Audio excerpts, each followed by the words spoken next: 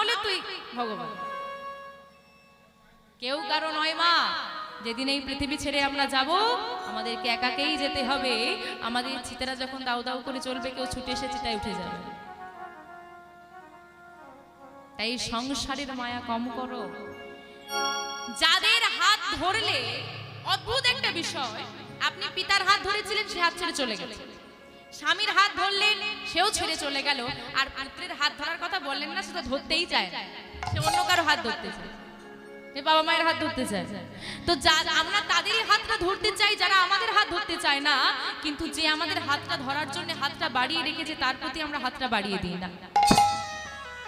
তার হাত ধরো, যার হাত একবার ধরে নিলে দুনিয়ায় কারো হাতের আশা করা লাগে না।